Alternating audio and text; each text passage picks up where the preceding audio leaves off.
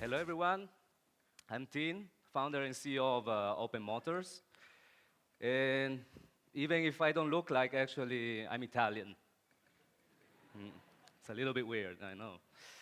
So, yeah, I was born and raised in a city called Turin. Do you know Turin? Anyone? Okay, so it's pretty famous for soccer, like Juventus, yeah. Cristiano Ronaldo is playing in my city. Okay. Also famous for chocolate, like Ferrero Rocher, Nutella, and also alcohol, like martini. Yeah. But it's super famous for cars as well. Actually, we have, it's like the Detroit of Italy. Actually, we have one of the biggest automotive group there called FCA. They own brands like Fiat, Chrysler, Ferrari, Maserati, Dodge, Jeep. Yeah. So we're pretty good in making cars from 0 to 1 and from 1 to millions. So, yeah, these are the founding members, and these are some of the brands we've been working with. We engineered and put in production several vehicles. And for example, we did some like Lamborghinis. We developed an electric car in 16 years ago, so several years ago, 2003. Then SUVs for China, and even the engineering of Mini. But this is an old market. Actually, this is what Bloomberg said that we might remember this year as the peak car, the peak of production and peak of sales, especially to final consumers. And so we started by doing normal cars, like Volkswagen, Toyotas, Lambos. Then we started to provide EV platforms to several companies. We did Y Combinator, and we collected a lot of data, crunched all this data, and then we realized, okay, the most interesting market is going to be mobility as a service. So we came up with a couple of solutions. So today I'm going to talk about the future of mobility and energy, and I'm going to divide it in 3 parts. So what's happening right now? Obviously, it's pretty clear that EV is becoming more and more mainstream. According to Bloomberg, actually, by 2040, the sales of EVs are going to surpass the ICE, internal combustion engine ones. So it's going to be pretty massive pretty soon. And definitely we give credits to companies like Tesla. They did an amazing job making a very sexy ecosystem. Yeah, but still we have some problems. Here you have a few data that makes very clear what we are talking about. The storage, the weight of the battery, and the energy density. And another problem that not a lot of people knows, but we can experience every day, actually after a year, while we are charging our phones or our laptops. Actually, fast charging is destroying the chemistry inside our batteries, including EVs. And there are several studies. I suggest you to read this one. And obviously, coming from Silicon Valley, the IT players are actually aggressively trying to enter in the automotive industry. And we have some results like this. Not very sexy, but companies are working a lot on that, adding new objects in the vehicle, computer visions and LiDARs, radars. But the biggest trend that we are experiencing right now actually is mobility as a service versus ownership. So again, the peak car is something already happening. So this brand, this group actually called Geely. Do you know Geely? Anyone? Just few? Okay. They bought Volvo. They bought 50% of Smart and 10% of Daimler. And they just had a profit minus 40%, almost half. And this is Tata from India, pretty near, actually. Sales decline of 48%, massive. So actually, the new opportunity is shared mobility. You don't need to own a car. And yeah, there are already several players that are doing amazing numbers, and they're growing very fast. These are the 4 biggest ones.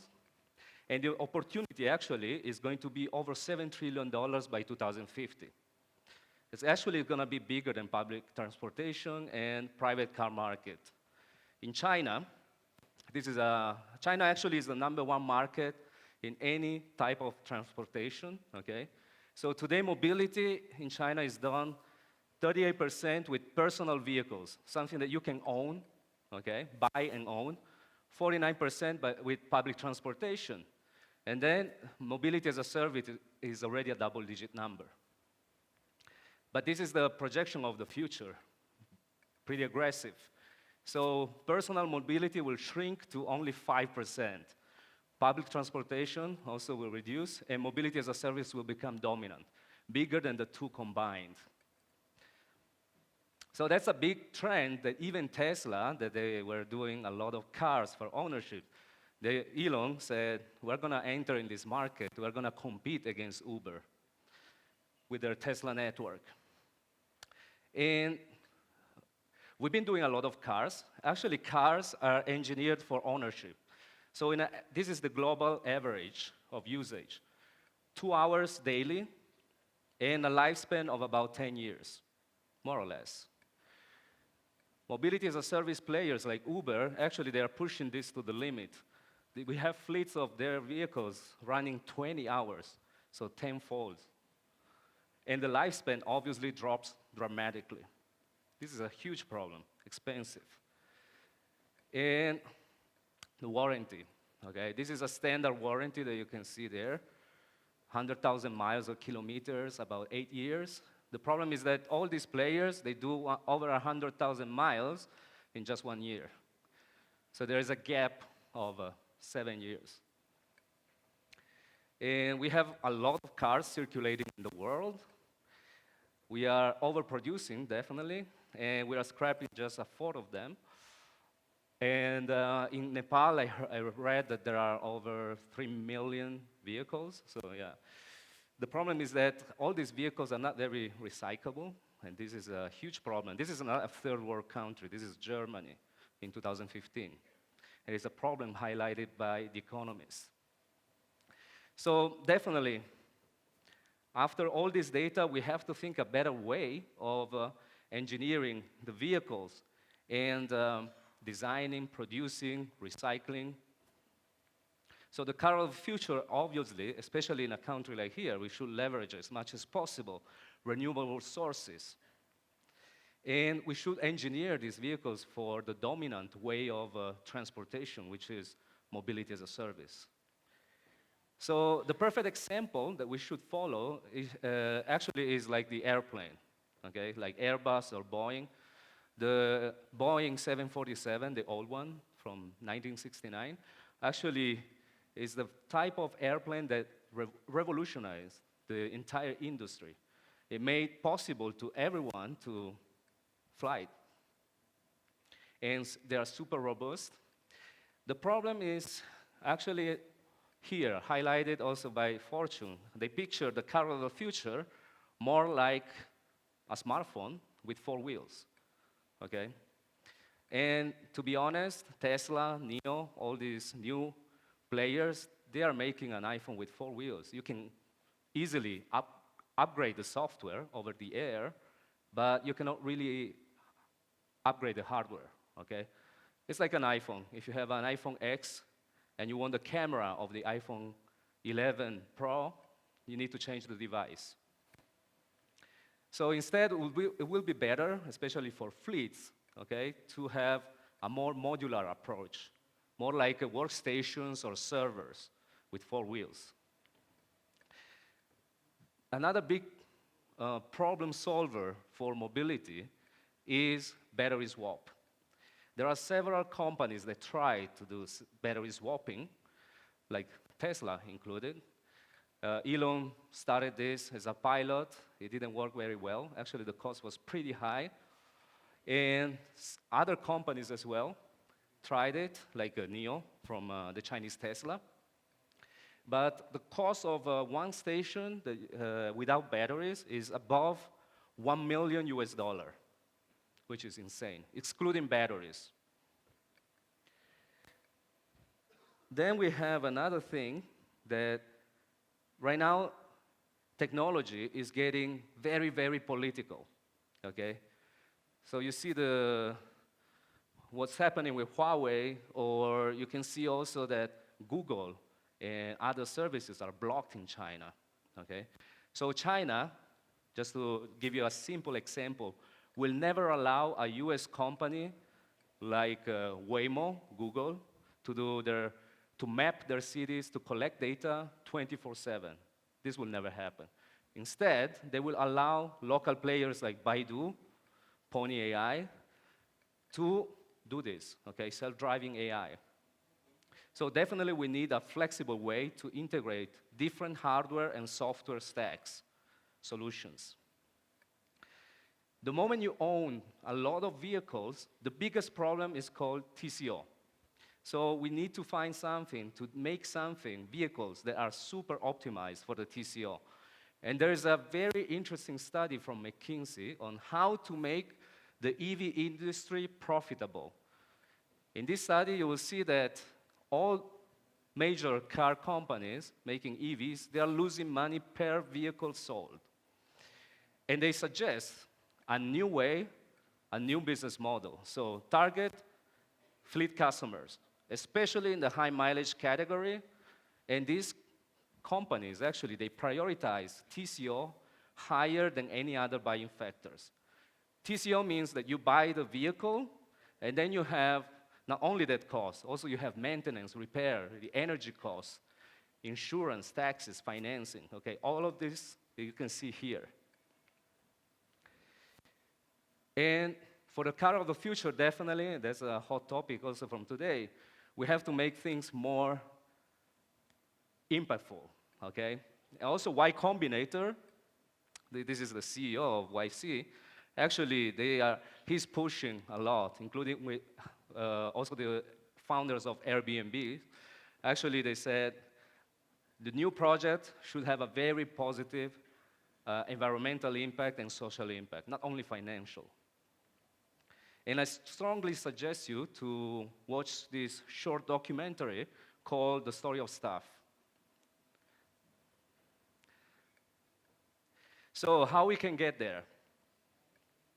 To get there, definitely we need to have the underbody, okay, the structure of the vehicle, way more modular, okay? So we need to replace parts easily instead of the Apple or Tesla approach, okay? So locking the hardware. Definitely we need a server approach like this one. Even the body has to be modular because as well, especially for self-driving, we are introducing a lot of new objects, okay? Cameras, LiDARs in the body. So we need flexibility on this. So we can integrate multiple different solutions and evolve the hardware and software stacks of self-driving cars. Obviously, also the interiors has to be modular, okay? You can see a standard layout like this with the steering wheel, okay? And you can see the evolution of it without the steering wheel for a L5, level 5 self-driving. The bad news is that no car companies are doing this, okay? They are just focused on changing the powertrain of the vehicle from combustion to electric, and they're not focusing on advanced modularity, hardware upgradability, okay, low TCO, and affordable battery swap. The good news is that we are doing it. Yeah. And here's the video of our vehicle. Introducing the future of the automotive industry. A ready-to-use, road-legal vehicle designed and engineered in Europe. Featuring a platform that is entirely modular, allowing vehicles to adapt to any situation, any location, any need. A truly adaptable vehicle designed and engineered for services. The modular platform allows for truly future-proofed vehicles, ready to easily repair, refurbish, and upgrade any part necessary, with flexibility to choose even up to level 5 complete autonomous driving. A fleet of self-driving, truly white-label vehicles can operate up to 24 hours every day, allowing for maximum efficiency. And because the entire platform is built on a modular architecture, fleets of vehicles can last 10 times longer. Customizable, modular, and upgradable. Designed to last. Designed to evolve. Okay. I was about to ask if you liked the video, but apparently you liked it. Great. Okay, so this is our integrated solution. We have a vehicle called Edit, and it's extremely safe. Like, this is a standard Euro NCAP 5 stars. We've been doing a lot of cars with these standards. And you can imagine it more like an airplane. Boeing or Airbus made it as a city car, super durable, engineered to run 24/7. And the battery swap technology. This is something that we introduced about 4 months ago. And several companies already proved that the technology is working. So let's say that we have comparable technology, but the only thing that is not comparable is the cost. We are several times cheaper.